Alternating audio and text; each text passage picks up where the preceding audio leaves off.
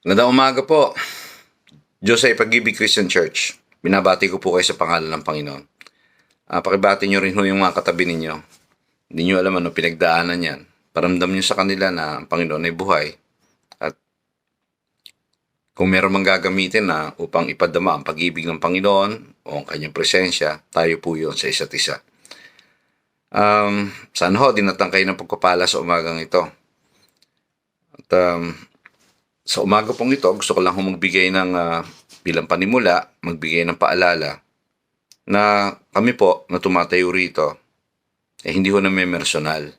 Kung kami mahon ay magsishare ng katotohanan, yan po ay sa lahat. Hindi po yan maaaring sa isang individual lang. Ito po ay para sa lahat, bilang pagpapaalala. At wala po kaming hangarin, ako mismo, wala ho akong hangarin na tirahin kung ano man yung saloobin o damdamin ng kahit sino. Basta ibabahagi ko lang ho kung ano yung katotohanan. Yan naman po yung sinabi ni Jesus eh. Malalaman nyo ang katotohanan magpapalaya sa inyo. Pero alam nyo po mga kapatid, lagi hong merong ganitong side effects ang pakikinig ng katotohanan. Sinabi to ng teacher ko si Dave Baker. Ang sabi niya, the truth could either hurt you. Ano po? Hurt you? Oh, no. Ang sabi niya, the truth could either make you sad, glad, mad. Ano po? Sad, glad, mad. Ang katotohanan daw ay pwedeng magpalungkot, magpasaya, o maaaring magbugso ng galit sa iyo. Ano po? Because truth hurts. Totoo lang. Totoo lang. Isang ano yan. Yan ho mga side effects ng katotohanan. Kaya please samahan nyo lang ho ako sa pagkakataong ito at sana maka-identify ho tayo. Kumbaga, maka-identify ho tayo na lahat tayo ay sa atin tong message na to. Sa ating lahat. Mga kapatid, kung narinig ho ninyo, meron hong isang argument, ang tawag ho dyan ay argument of design. Ito po yung ginagamit ng mga theologian o yung mga professor ho sa Bible School tungkol ho dun sa pagpapatunay na ang Diyos ay totoo. At ang ginagamit ho nila dyan ay yung tinatawag na philosophy o theology of argument of design. Ang pasimuno ho niyan ay si William Paley. Siya ho sa kanya nag-originate yan eh. Na during sa kanyang mga libro na nasulat, kagaya ng Natural Theology at saka Evidence of the Existence and Attributes of God. Sa kanya yan. Sinulat niya yan noong 1802. Isipin nyo gano'ng katagal na pala itong philosophy na to. Bakit ko nabanggit yan? Alam niyo po mga kapatid, evident ho kasi talaga na ang mundo natin meron tinatawag na design. Ano po? Meron talagang design. Kahit pumunta kayo at lumugar mga kapatid sa tinatawag na disenyo ng kahit ng ating katawan. Yung katawan lang natin mismo. Meron mga meron design ang lahat Halimbawa po, minsan napapansin ninyo bakit tumutulo yung ating sipon. Panlaban ng katawan natin yung para ilabas minsan yung virus. Ano po? Minsan nakala natin ang lagnat ay sakit. Hindi ho. Hindi ho sakit ang lagnat. Ang lagnat ho ay symptoms. Opo. Ibig sabihin kasi niyan, yung ating katawan ay merong isang bakterya o virus na pinapatay ng ating kalikasan, yung ating katawan. Ang tawag natin dyan na immune system. Alam niyo mga kapatid, ganito ho pagka pinapatayin kayo bakterya sa tubig, ano usually ginagawa niyo? Di ba pinapakuluan niyo? Ganun ho ang ginagawa ng katawan kapag meron hong tinatawag na pathogen. May pumasok sa loob ng katawan natin na bacteria or virus. Ang immediate hong response ng ating immune system, patayin yun. So, paano paraan? Siyempre pag-iinitin yung katawan natin. Okay. Yan ho ay mga indikasyon at pagpapatunay na meron tinatawag, evident po ang tinatawag na theology of design. I mean, yung idea of design. Na ang lahat meron tinatawag na disenyo. merong purpose. Ano po, may layunin. Mga kapatid, meron hong tinatawag na disenyo ang ano na ginawa ang Diyos sa mundo. Halimbawa po, ah paano ba ano ba ang lalaki, ano ba babae? Ano po? Ano pagkakaiba nila? Dito nagiging napakatinding napakatinding issue rito. Ang tawag diyan yung tinatawag na argument about the genderism. Kasi ang argument dito mga kapatid ay lahat ay pwede na angkinin sila maging babae. At ang lahat ay pwede angkinin din sila lalaki kahit sila babae. Bakit ho kaya ganon? Parang kulang na lang sabihin nila walang basagan ng trip. No? Dahil lamang naisip nila isang umaga na sila babae na sila. Pero mga kapatid, meron design ng Diyos. May ginawang disenyo ang Diyos sa atin. Hindi pwedeng ang lalaki babae at ang babae lalaki. Ang lalaki ho, mga kapatid, may sex organ na wala ang babae. At ang babae ganun din. Meron silang sex organ na wala ang lalaki. Halimbawa po, ang babae, ang lalaki wala silang wala silang ang lalaki ang lalaki wala silang matres kagaya na meron ng babae. Ano po? At wala rin ng babae na meron ng lalaki yung nagpo-produce ng similya na siyang pag pinag-combine yung tinatawag na pinag-combine ng dalawang ito nangyari yung tinatawag na pagsisiping, nabubuo yung tao, lumalabas yung baby, nagkakaroon ng baby. Ano po? Ang lalaki lang ho ang meron nung ganun. Kung anong sex organ meron siya lang. Ang babae, siya lang din ang meron ganun. Kaya ang pwede lang umangkin ng kasarian ng lalaki at babae kung merong katangian sexual ng lalaki o babae. Yun talaga lang eh. That's how God designed ang mga bagay. Pero dito pinapahirap talaga yan. Ano po? Sila daw ay naging babae dahil alam nilang babae sila. Pwede ba naman yun? Hindi ho. Nadidistinguish ang pagkababae ng babae at ng lalaki sa kanyang pagkalalaki doon sa kung anong sex organ meron siya. Yun ho ang pagkalikha ng Diyos. Ano po? Yung likas na kaayusan ng mga bagay, hindi pwedeng matawag ng babae kung ang sex organ naman lalaki. Hindi ho matatawag na lalaki kung ang sex organ mo sa babae. Ano po? Ano lang ho yan? Isang ilustrasyon lang. Alam niyo ho, may kalakaran ang sistema ng mundo. Na kahit walang katitikan ng batas, alam natin na minsan kung ano ang mali at ano ang tama. Bigyan ko kayo ng example din sa Bible. May nangyaring ganyan. Nung panahon na yon na kung kilala niyo si Cain at saka si Abel, wala pa hong Bible noon. Wala rin yung katitikan, wala pa 10 utos noon. Wala pa ho yung katitikan ng batas na nagsasabing huwag kang papatay. Pero bakit naging makasalanan si Cain? Kasi hindi mo naman kinakailangang makakita ng isang tinatawag na code of ethics o isang moral code na magdidikta sa iyo na bawal to, bawal yon para malaman mo kung ano bawal. Ano po? Kung tutusin. Samahan ninyo ako kasi ang iba sasabihin ko dito kung tutusin, alam na ninyo Ano po? Alam na ninyo. Sa totoo lang. Magkamisan natatakpan lang ho tayo ang ating mga pag-iisip ng mga bagay-bagay na marahil nangyayari sa mundo o di kaya dahil sa paniniwala natin na kailangan natin na may magdidikta pa sa atin. Okay. Pag-aaralan po natin ngayon yung tinatawag na sistema ng relationship na dinisenyo ng Diyos na ating malilikha. Yung system of relationship na to, paano pagkalikha niya, pag-uusapan natin to at meron ng tatlong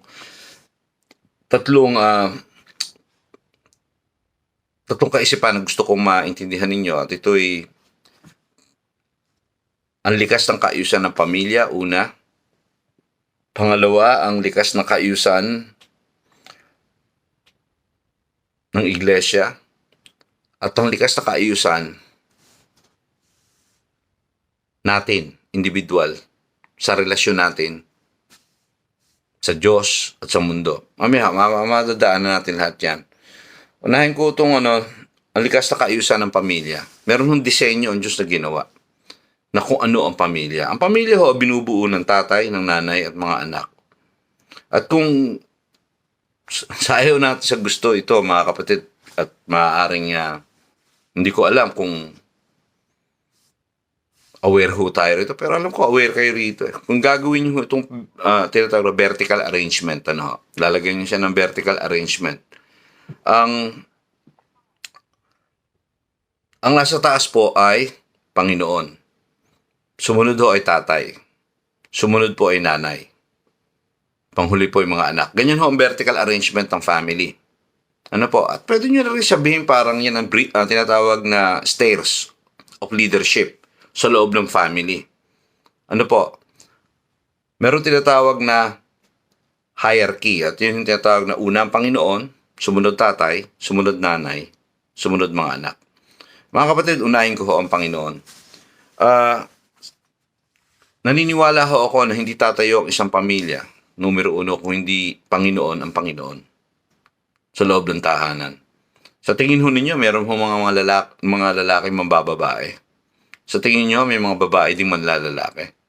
O di kaya, sa tingin ho natin kaya, magiging usapin o pag-aaway ang pera sa loob ng tahanan kung ang Panginoon ay ang Panginoon? Kung ang Panginoon ang mag-asawa ay ang Panginoon? Hindi po. Kaya napakahalaga po ang Panginoon na bilang bahagi ng pamilya. Ano po? Sa ibabaw ho, sa ilalim po ng Panginoon, ay yung tatay. Yung father. Yung father po ang masasabi nating siyang nasa ibabaw ng ina at ng mga anak, ng nanay at ng mga anak. Siya po dapat ang head of the family. Siya po. Opo. Ngayon, ganito ho. Yung pong pagkakasunod-sunod na yan, hagdanan na yan, dapat ang kalakaran ng takbo ng pamilya, kapag ganyan po dapat ang tinatawag na takbo ng pamilya, ang kalakaran ng takbo ng pamilya. Kapag ang mga yan ay pinagpalit-palit nyo, sigurado hong magulo. Gugulo ho. No, bigyan natin ng halimbawa po. Halimbawa po, ang tatay. Ang tatay ho lumugar sa lugar ng Diyos. Use your imagination, mga kapatid. Makikita natin talaga isang diktador na ama na wala pinaniniwala kundi sarili lang niya. Wala pinapakinggan kundi sarili lang niya. Ano po? At kung tutuusin ay yung mga klase ho ng taong talo na panalo pa rin sa loob ng pamilya yan. Mga kapatid, alam niyo sa lumang tipan na sinabi, huwag ka sasamba sa ibang Diyos maliban sa akin. Exodo 23 po yan. Nakalagay sa Exodo 20, talatang 3. Mga kapatid, yun magiging tendency kapag ka ang tatay, kadalasan yung mga hindi naniniwala sa Diyos. O di kaya, mga kapatid, practically, hindi naniniwala sa Diyos. Maaaring sasabihin nyo, pwede ba mangyari yun? Mga kapatid, sa partido ko sa side ng family ng mother ko, meron ganyang tatay. Maniwala kayo sa may tatay ang tinuro niya sa mga anak wala hong tawagang kuya, walang ate, wala ho. At binawal din niya ang po at opo sa loob ng tahanan.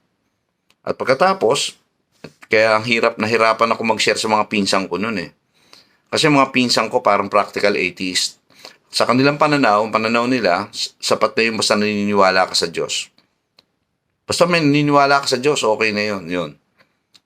Kaya, mga kapatid, hindi nila naintindihan ang halaga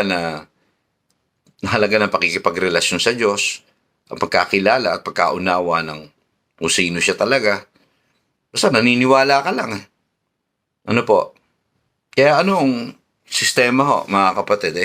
Style talagang diktador. Yung tiyo kong yun. Style talagang diktador. Mga kapatid, ganun talaga mangyayari kapag ang tatay lumagay sa lugar ng Panginoon. Pero dapat sa loob ng tahanan, ang sistema ang tatay ang nasusunod talaga. Merong tinatawag na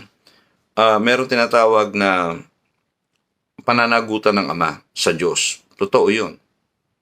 Meron kami bilang mga ama, may pananagutan kami sa Panginoon. Pero, mga kapatid, kami bilang ama, sa loob ng pamilya, ang dapat na susunod. Ano po? Andun tayo, nag-uusap tayo. Nandun na ho yung mag-uusap po ang nanay, mga anak, pero sa bandang huli ho, dapat ang headship nasa tatay. Ano po? Kasi kapag hindi siya ang head, mga kapatid, let's say halimbawa, ilagay natin sa sitwasyon na ang nanay ang nasa lugar ng tatay. Mga kapatid, mawawala ng respeto ang mga anak.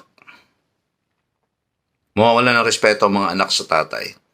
At karamihan no mga kapatid na may mga ganyang issue, mga kapatid na ang nanay ang laging may control at siyang meron tinatawag na say no o yung pagpapasya. Kumbaga sa kanya ang final word, sa kanya ang final say. Ano po ang kadalasang nagiging kinahihinatnan? Paghihiwalay po. Totoo lang po. Isa ho siya sa pinakamatinding issue yan sa buong mundo. Na kung bakit naghihiwalay ba't nasisira ang pamilya. Kasi ho, ang tatay pinangungunahan eh. Ano po, dapat ang nanay ho ay lumugar sa dapat niyang kalagyan. Hindi ho pwede lumugar ang nanay sa lugar ng tatay. Mawawalan ho ng respeto ang pamilya, ang mga anak. Ano po, at maniwala kayo sa hindi, maski tatay ho kapag gano'n, mawawalan din ng respeto sa sarili nila. Ewan ko kung natatandaan nyo yung mga biro dyan sa atin, ano, sila Tatay Enteng at saka sila Pastor Joel na yung pagiging parang ang akala natin under sila, hindi sila under. Nagbibiro lang sila nun. Hindi totoo yun. Pero marunong sila magmahal. Yun lang ibig sabihin nun. Mahal nila ang kanilang mga asawa. Mga kapatid,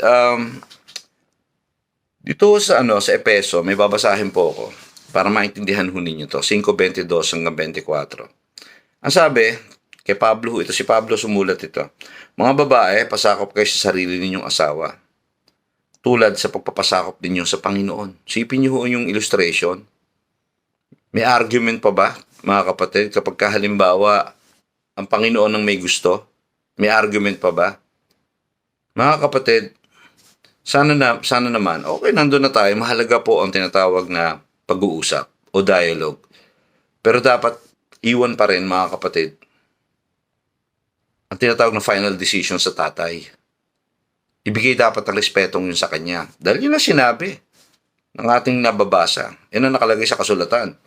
Pasakop kayo sa sarili ninyong asawa tulad ng pagpapasakop ninyo sa Panginoon, sapagkat ang lalaki ang ulo ng kanyang asawa tulad ni Kristo na siyang ulo ng iglesia. Ano po? Na kanyang katawan at siya ang tagapagligtas nito.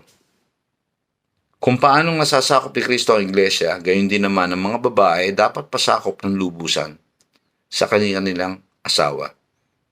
Mga kapatid, may mga talata pa dito na hindi ko naman nakakopy, pero isi-share ko rin. Nakalagay doon, dito rin, makapagtagpuan nyo doon. Mga babae, pasakop kayo sa inyong asawang lalaki. Mga lalaki, mahalin ninyo ang inyong asawang babae. Ngayon, ilang beses ko na siguro nabanggit ito sa inyo. Bakit gano'n ang pagkakasalita ni Pablo? Kasi ganito, yung pagpapasakop, yan ang pinakamahirap gawin ng babae. Yung magpasakop sa kanilang asawang lalaki. Patawarin niyo ako, mga kababayan, hindi ko nilalahat. Pero karamihan sa mga babae, karamihan, yan ang isa sa hirap na hirap silang gawin. Yung magpasakop sila sa asawa nilang lalaki. Totoo po yan. Totoo po yan. Yan ang napakahirap nilang gawin. Ito naman ang isa, ang inutos naman sa asawa. Mga lalaki, mahalin ninyo ang inyong asawang babae. Mga kapatid, bakit sinabi ni Pablo yun? Kasi doon naman hirap ang lalaki. No, mas madali sa kanila yung isuko na lang nila yung kanilang ipagpailalim na lang nila yung kanilang pagiging head ng family. Tulad doon, halimbawa, mag-aargumento, sabihin na ng lalaki, sige na, ikaw na masunod. Hanggang sa maging habit na yon. Isang habit gone mad. Kumbaga, habang buhay yung kung ano nala idikta ng babae sa lalaki, yun ang patuloy na nasusunod, which is hindi yun ang disenyo ng Diyos eh. Hindi ganun ang pagkakadesign ng God na kung paano ang pamilya. Ito pa o isa na masasabi natin talagang ito ay chaotic. Ito'y maaaring gumulo ng pamilya. Kapag ka ang mga anak ang lumagay sa lugar ng tatay o ng nanay o ng magulang. Kapag ka yung nakikipagpalit na sila ng pwesto, hindi ko magtataka bakit magkaminsan din na sila nag-iingat sa sinasabi nila. Ano po? Patawarin niyo ako mga magulang ha. Minsan din makasalanan ng mga anak yan eh. Tayo rin may kasalanan yan. Pinamihasa natin sila. Pinamihasa natin silang ganyan. At maaaring sa ating in our own wrong way, mga kapatid, naging dahilan tayo bakit na-feed ang pride nila. Kaya sila nagkaganyan. Sana hanggat bata sila, wag natin sila pamihasahin na ganyan. Dahil hindi rin magiging maganda marahil ang magiging kahihinatnan ng pamilya nila kapag sila, they're on their own. Kapag sila naman na ang gagawa ng sarili nilang pamilya. Kaya ngayon pa lang, tamnan na natin sila ng mabuti. No? Mga anak, wag kayong basta magsasabi sa magulang ninyo. Nang sabihin nyo, pupunta ako doon o gagawin ko to. Tanungin nyo naman kung payag sila. Dapat natin ibigay ang respetong dapat ibigay sa kanila.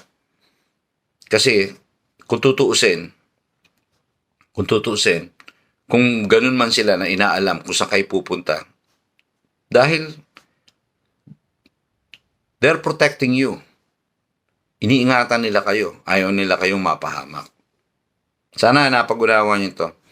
Na ganyan na pagkakasunod-sunod na kung ano ang pamilya. At yan naman talaga disenyo ng Diyos. Panginoon, ang tatay, ang nanay, mga anak. Ganun dapat. Ngayon, puntahan natin yung kaayusan ng iglesia. Sa church po tayo. Okay. Ang pagkakasunod-sunod ito ang pagkakasunod-sunod kung gagawin niyo siyang parang hagdan. Kung titingin siya sa vertical na kaayusan. Ito po, ang Panginoong Jesus, siya ulo Ang pastor at ang mga manggagawa o yung elder. Ito po bumubuo sa atin ng church, atin ng sistema ng kalakaran ng leadership. Council ang namumuno. Although, ang pastor ang ating tinatawag na nasa kanya ang leadership, ang pangunguna sa council. Kaya part siya ng council. Para siya ang chairman. Ganun lang po yun. Para siya ang chairman of the board. Pero hindi ibig sabihin na mataas siya sa atin. Pero yung council yung bumubuo ng council, kasi ganyan ang ating platform ng tinatawag na leadership system. Ganyan ang setup. Ngayon tatanong ninyo sa akin, paano mo naman nalaman sila talaga ang pinili ng Diyos? Mga kapatid, nagkaisa tayo Sa pagkakais, pinanalangin natin yan, nagkaisa tayo. Sino pipili sa kanila? Bakit tayo nauwi sa kanila? Hindi dahil sa atin lang sariling kagustuhan yun. May kinalalaman ang Panginoon kasi ang Panginoon, nung pinili natin sila, ako mismo personally, nung nandito ako, namatay ang Kuya Joel, ang nasa isip ko si Kuya Eli. Totoo lang. Bakit po? Walang iba Walang ibang qualified, mga kapatid. Kumbaga, para tayo nasa isang lugar na sarado east, sarado west, sarado north, south lang ang bukas. Mahirap ba namang ma-determine yun? Hindi mahirap ma-determine yun. Gusto ko lang ma-establish, mga kapatid, na hindi nakaupo si Pastor Eli o si Kuya Eli o si Tatay Eli sa kalalagayan niya dahil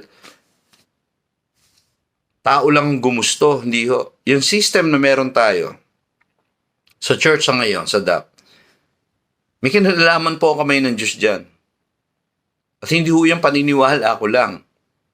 Yan po isang katotohanan. Isang katotohanan po yan. Pastor, manggagawa, at mga miyembro. Sa mga miyembro, all ages yan, Hindi pinag-uusapan dyan kung ilang buwan na kayo, ilang taong kayo sa church. Basta kayo ay sa loobin nyo maglingkod at committed kayo sa paglilingkod sa DAP. You remember, Kaya may ginagawa kayo sa church o wala, basta pumupunta kayo, basta dedicated kayo, committed, makinig ng salita ng Panginoon, makisama sa kung anumang pwedeng pakisamahan sa gawain, member kayo. Mga kapatid, ganito ho, pagkakasunod-sunod ho, ang Panginoong Jesus, ang council, at ang mga member. Hindi nyo ho pwedeng pagpalit-palitin yon. Ano po? Ipagpatawad nyo ako ha, kung diretso ko sabihin na anumang ginagawa natin na may kinalalaman ng iglesia, ang church, ho, ang DAP, in particular. At hindi alam ng pastor, ho, basta ginagawa lang natin. Hindi alam ng pastor o nakatalagang mga manggagawa. Hindi nila alam. Isang desisyon ho o aksyon na nagsasawalang galang. Hindi lamang ho sa sistema ng iglesia o ng church, kundi sa Panginoon. Pagpapaalala yan.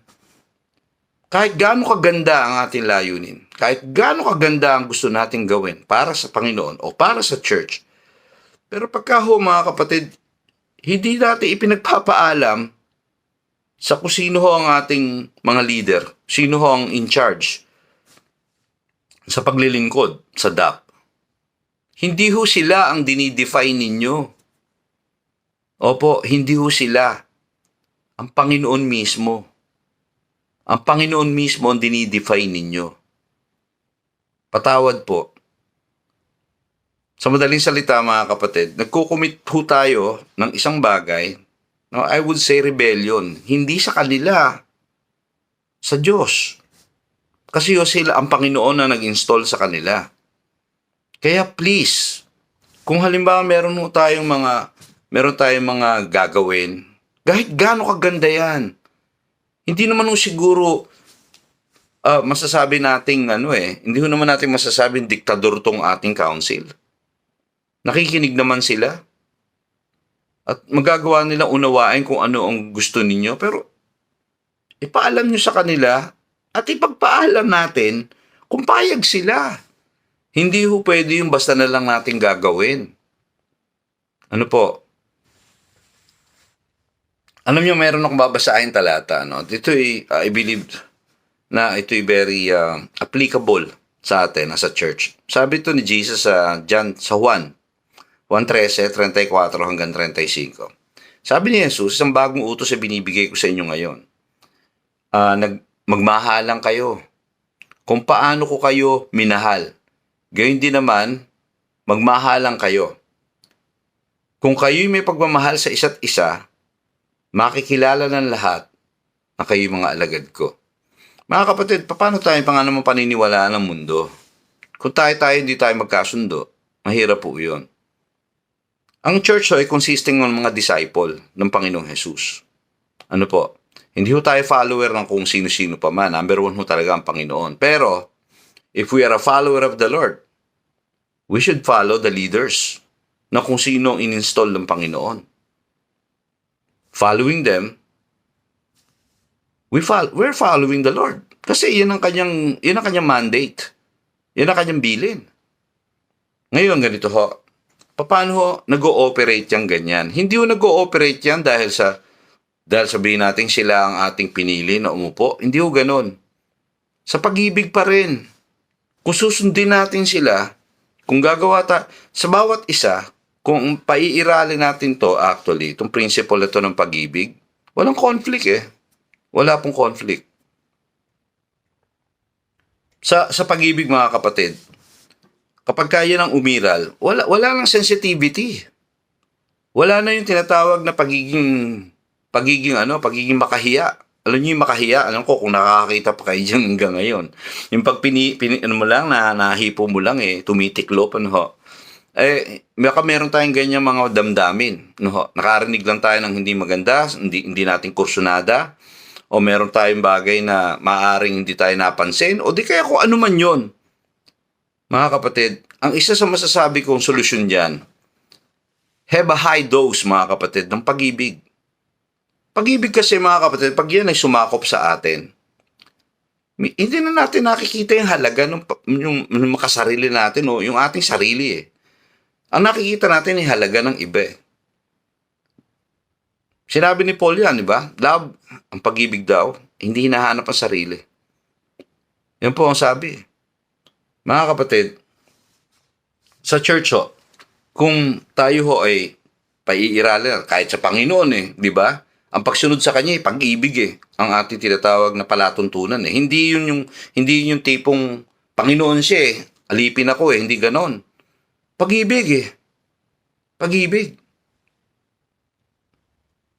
Ganon din sa ating mga manggagawa, sa ating council. Pag-ibig din. Kung tayo man mag-a-argument, okay lang okay lang ako sa argument. Pero, mga kapatid, dapat pa rin, pairalin pa rin, pag-ibig. Hindi yung malalalag tayo sa grace, no? Pag-ibig pa rin ang ating paggaganahin. Yan ang ating paiiralin. Ngayon, sa pagkakasunod-sunod nito, hindi po pwedeng balibalik ta rin natin. Hindi pwedeng ang Panginoon palitan ng miyembro. Hindi pwedeng ang miyembro maging Panginoon ng church. Hindi rin pwede ang pastor. Hindi po pwede. Ang lugar ng Panginoon ay lugar ng Panginoon. At hindi pwede maging lugar ng kahit sino yun. Ano po?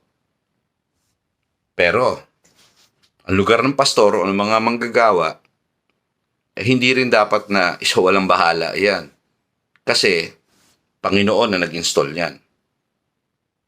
Kapag ho tayo mga membro, lumugar sa lugar ng ating mga council o ng ating mga leaders ng church, mga kapatid, ang tawag ko doon, rebellion.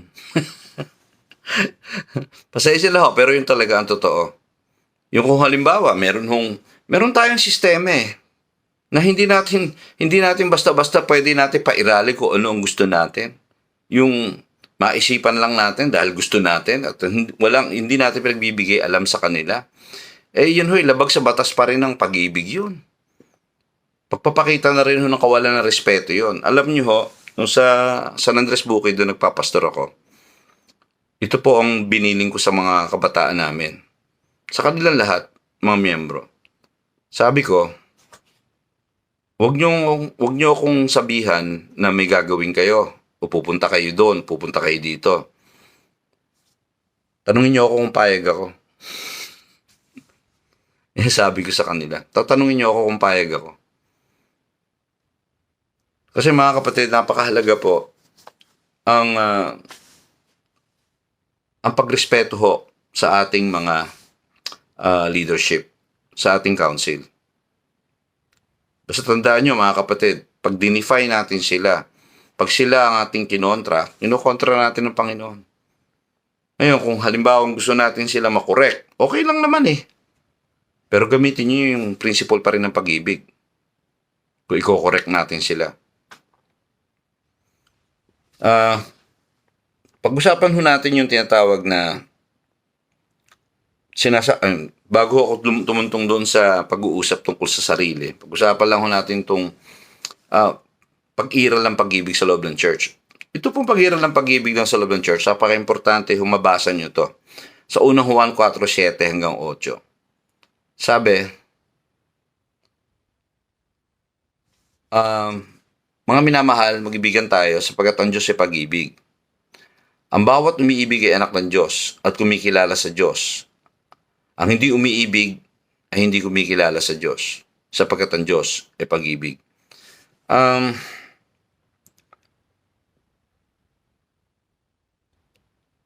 Meron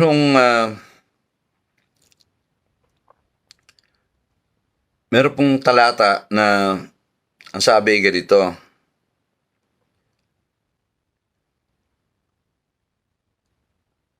ang hindi umiibig ay hindi kumikilala sa Diyos sapagkat ang Diyos ay pag-ibig. Meron pong talata sa 4:20 ng unang Juan. Ang sabi doon, hindi ko alam, nabura kasi dito sa aking talaan. Pero doon sa unang Juan 4:20, nakalagay ganito. Paano mo magagawang mahalin ng Diyos na di nakikita kung itong kapatid mo na nakikita, hindi mo minamahal? Kung gusto ninyo mahalin ang Diyos, mamahalin nyo rin sila sa inyong mga kapatid Tayong lahat, bilang isang pamilya, sa isang bubungan na yan, ng kapilya, ng DAP, magkakapatid. Magkakapamilya tayo. At ang paraan para ibigin ng Diyos ay ang ibigin ang isa't isa. Bawat isa. Hindi ho isang lang, isang individual o dalawa o tatlo. Hindi yung pumupunta kayo sa church dahil lang para ibahagi natin ang pagmamahal natin sa ilan. Hindi ho, sa lahat yun hanggat maaari. Natatandaan nyo ba mga kapatid itong statement ko sa tuwing ang tatapos ang vlog ko? Lagi ko sinasabi to. Mga kadap, mahal ko kayo. Bawat isa sa inyo. Yun ang pinagsisikapan kong gawin. At yan ang aking laging desisyon. Hanggat magagawa kong mahalin. Lahat kayo, talagang ginagawa ko yun. At yung pag-ibig na yun ay sa lahat. Ano po? Sa English po kasi, ang tawag dyan ay universal solidarity. Ibig sabihin, kahit kaaway nga sabi ni Jesus ibigin Ano po? Walang tinatawag na all-inclusive, kumbaga. Walang puwera. Pagdating sa pag-ibig na to, na sinasabi ng Panginoon. Ibig niya enemy. Sa loob ng church, mga kapatid, the only thing that can crush the barrier sa isa't isa, kung meron mang mga kiniinisan tayo sa isa't isa, ito naman, tao tayo Kaya, normal lang minsan tumitingin tayo dyan Pero mga kapatid, the only thing that can crush that barrier is the power of God's love na nasa atin. Kaya kung tayo merong gagawin, meron tayong desisyon, pairalin natin pag-ibig. Isipin natin kung baka naman, basahin ko lang to, maganda yung basahin kong buo Ang sabi, ang nagsasabing iniibig ko ang Diyos, subalit napopoot naman sa kanyang kapatid, sinungaling. Bigat Kung ang kapatid na kanyang nakikita ay hindi niya nagawang ibigin, paano niya maiibig ang Diyos na hindi niya nakikita? Itong idea na to ng pag-ibig, hindi yung inaantay mong gawin sa iyo, hindi yung ibigin kanila. Ikaw, tayo, ang iibig sa iba. Tayo ang magpapairal nun, individually. Hindi yan inaantay. Hindi yung iisipin natin na, yung ba mga Kristiyano, ba't hindi sila marunong magpahayag ng pag-ibig sa gawa? Sa atin magmumula yun. Kaya gawin nila o hindi. Kaya suklian nila o hindi. Okay, medyo nahahaba ako, Pero, pag-usapan natin ang ating sarili. Ano po? Yung kaisa ng sarili.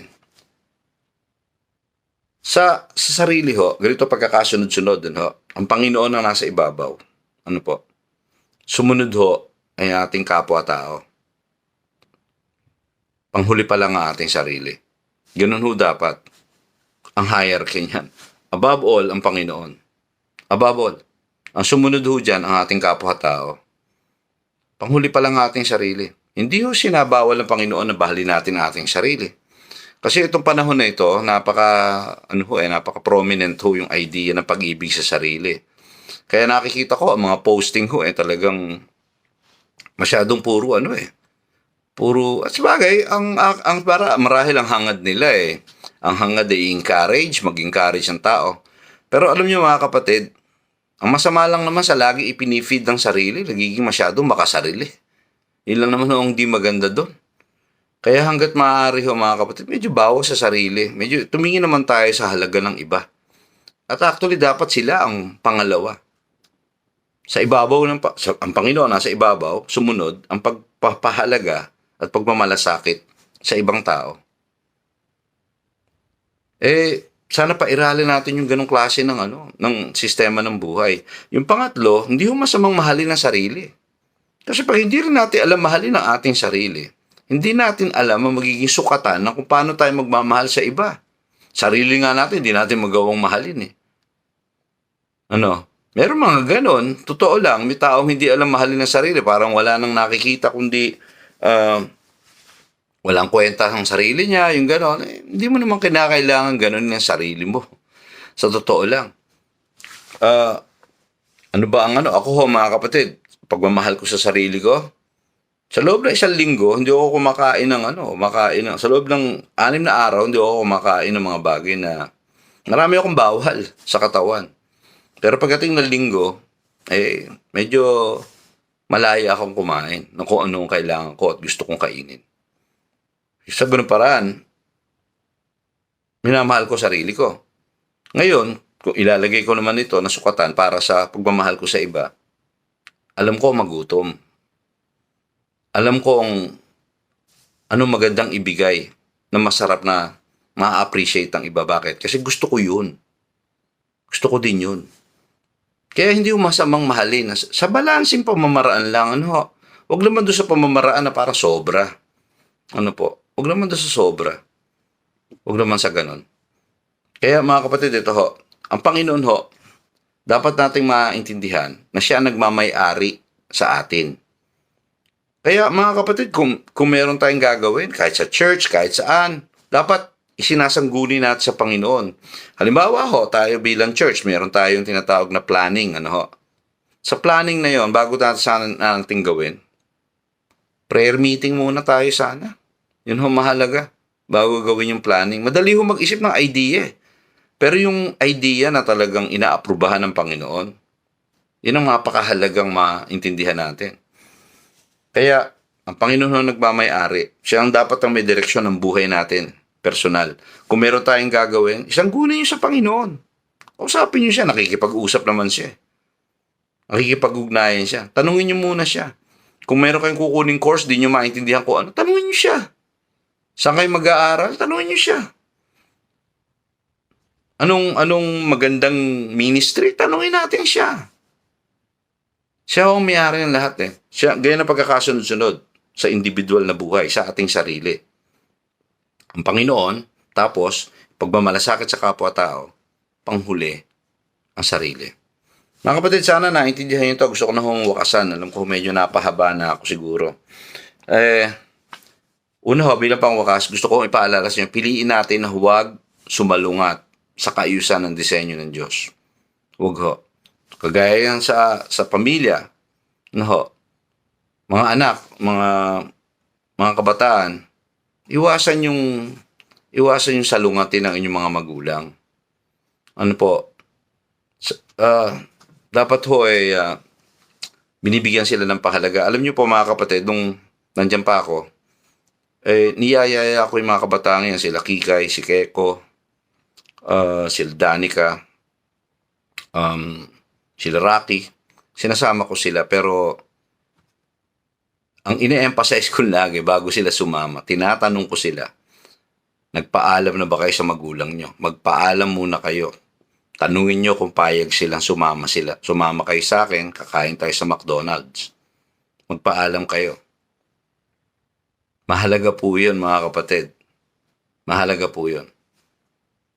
Nabigyan ng ganun pahalaga ang mga magulang.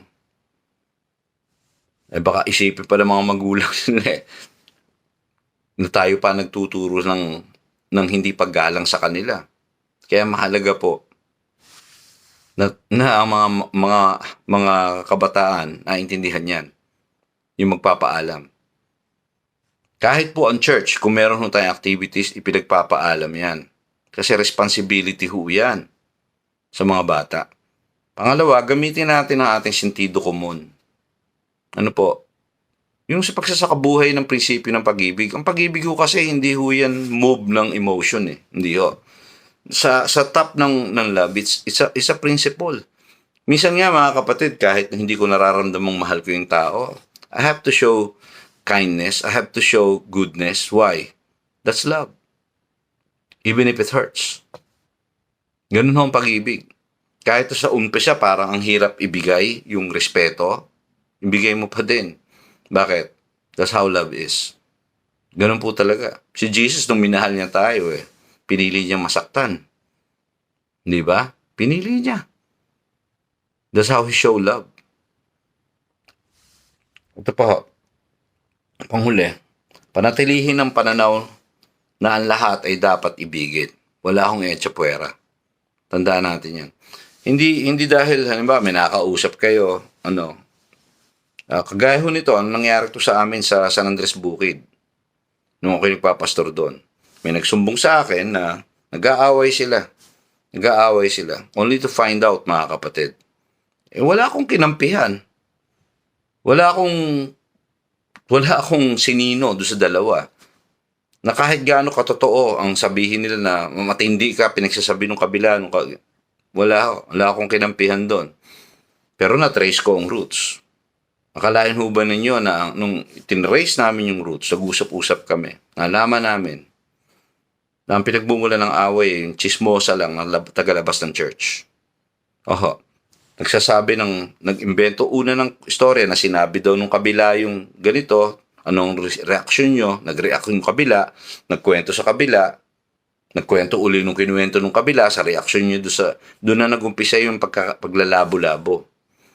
Mga kapatid. Pero, lagi ho tayong doon sa tinatawag na gitna. Huwag ho tayong lulugar sa hindi natin dapat lugaran. Dapat tingnan natin ang lahat, dapat mahalin. Kaya dapat pakinggan. Hindi pwedeng isang side lang ang papakinggan natin, hindi natin pinakikinggan lahat. Let us not, mga kapatid, jump into any conclusion without knowing all the facts. Kailangan po yun. Ako natutunan ko yan kahit sa barangay kasi naging lupon po ako doon. Kailangan kumbaga sa timbangan, nasa gitna ho tayo. Para makarating tayo sa tinatawag na kung ano ang tama at sino ang mali. Mga kapatid, sana somehow ay nagets ninyo kung ano man po ito na i-share ko. Pasensya na kung medyo nahaba. Po? Pagpalain po kayo ng Panginoon at ipanalangin niyo rin po sana ang inyong abang lingkod. Sana makauwi ako this year. Panalangin niyo po ako. Gusto ko po ipanalangin kayo lahat ngayon bilang pagtatapos, bago ako humiwalay sa inyo sa video kong ito. Okay, manalangin po tayo. Panginoon, hayaan mo maging bukas ang aming pag-iisip, Panginoon, upang patuloy naming nalalaman kung ano ang disenyo ng relationship meron sa church, sa buhay namin, sa pamilya. Panginoon, Ikaw, Panginoon, ang patuloy na gumabay at pumatnubay sa amin. Naniniwala kami na ang Panginoon ay buhay at siya'y patuloy namin kasama. Hinihiling po namin, Panginoon, na kung ano man ang amin narinig, kaya mo, O Diyos, na Ikaw, Panginoon, ang magbigay palalo ng iba yung kaunawaan sa lahat ng mga bagay na napag-usapan at narinig. Binabalik po namin sa iyo lahat ng kapurihan at kalulatian sa tanging pangalan ng iyong anak na si Jesus. Amen.